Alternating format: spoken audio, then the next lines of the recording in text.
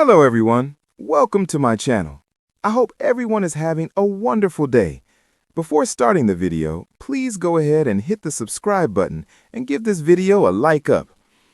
A look at the bold and the beautiful worst storylines this year, including bad things that Ridge Forrester, Thorsten Kaye, did, plus Hope Logan's, Annika No's villain era, and other contrived and repetitive plots we just didn't like. We're going to talk about the very worst plots of 2025 as we hope for better heading into 2026. So, number one, the first awful storyline we want to talk about is Liam Spencer's fake cancer. When this storyline began, Bill Spencer and Liam got in that big, nasty fight, and Bill said awful things to his son and walked out. And then Liam had that dizzy spell, conked his head, and could have bled out. That led to a brain tumor diagnosis, and Liam was supposedly dying because it was inoperable. And then Liam got shot, and that's when Bill found out about Liam's so-called tumor. And then Dr. Grace Buckingham offered Bill a $1 million miracle cure. It turned out Liam was never dying. Grace faked the tumor. This Liam plot was so sloppy, so illogical, and ill-conceived. And then we found out why. So actor Scott Clifton said he was told they were killing Liam, and then Brad Bell up and changed his mind. Most soap operas chart where they're going at least 6 months ahead, so they're consistent. Things are logical. They're building along a path that you can see. They're not making abrupt decisions day by day, left and right, flying by the seat of their pants and just making crap up as they go along. But not Bold and the Beautiful. Brad Bell waffles, he backtracks, he repeats plots, he changes his mind, and then things get terribly, terribly sloppy. There's no way Liam would never meet with an oncologist the whole time, never once. You know, it all came through Grace. This plot was such an insult to fans' intelligence that it was painful to watch. All right, number 2 on our list, the second awful plot. Carter Walton and Hope's coup, when they stole Forrester Creations.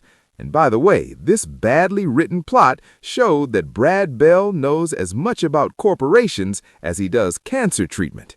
And by the way, another bad plot was a subplot of that one, and that was Carter telling Hope he'd been hot for her for a while. That was untrue, because he had been dating her aunt, Katie Logan, and never looked twice at Hope. Despite that whole rewrite of history, we then had Carter and Hope falling into insta-love. And then Carter got mad when Ridge and Taylor Hart rejected the House of Forrester luxury brand idea. So he tricked Ridge into signing over control of the Forrester Creations LLC, with Hope there pushing Carter at every step of the game. None of that would happen in real life. None of it was remotely legal. That's why I say Brad Bell's ignorant about how corporations work. Hope ran amok. She was slapping at Steffi Forrester for revenge. And of course, when Carter gave back the company, they faced very few consequences. Plus, they are now House of Forrester, a luxury brand, just like Carter wanted. This sloppy plot was all to prop up the number 3 bad plot on our list, by the way. So the coup only happened to set the stage for Ridge and Taylor Hayes' reunion, which in the end was pointless. And I think we all knew it was doomed from the start. Bold made such a big deal about Ridge and Taylor getting back together, and then especially about Nick Marone coming back for Brooke. Jack Wagner coming back is what Bold and the Beautiful released what I feel was very misleading information about what was going to happen for Brooke and Nick. They put it out there that they were really reuniting and that Jack Wagner would be returning for more appearances. That's what they had him saying in interviews. None of that manifested. In the end, what it was Brad Bell wrote another contrived plot. Brooke was hanging out in high heels on the back of a boat in choppy waters in Italy with no life jacket. And I mean, Nick is a sea captain. He knows better. None of that would have happened. And then Ridge swam like he was an Olympic athlete, like a quarter mile out from the shore, and saved her life. It was sloppy, sloppier, and then sloppiest. And then Brooke and Ridge got hitched in the office. Brad Bell saving money on weddings and all that. So of course, Ridge broke Taylor's heart again. And yet she seems just fine with it all. She's hanging out with him over Thanksgiving dinner. No hard feelings, right? No, it's all anticlimactic, it's repetitive, and it's frustrating to watch. If Brad Bell's parents hadn't created the show, I don't think he could get a job writing Hallmark cards, much less a soap opera. He's the absolute laziest, most ill-informed, uninspired writer working in soaps today, and I mean every word of that. So that leads us to our number 4 bad plot of 2025 on Bold and the Beautiful, which was Thomas Forrester flying all the way over from Paris to confront Brooke and Ridge, and then immediately wussing out.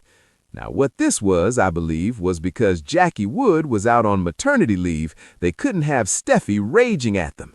So out of nowhere, they bring in Matt Atkinson, who fans do like to see now and then. Well, they'd like to see him more, but we only get him now and then.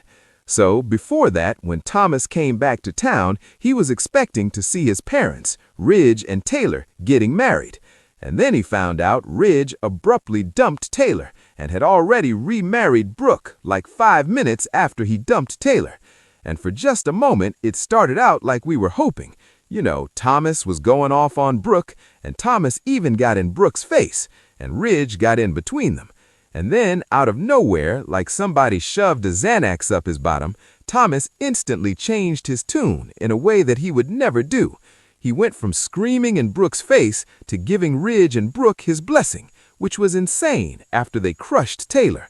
It was such an abrupt change of direction for Thomas, and not in character for him, not at all. Targeting Brooke for revenge, that's what Thomas ordinarily would have done. But what was not on anybody's bingo card, I think, was him giving Brooke his blessing and then hugging his brand new stepmother.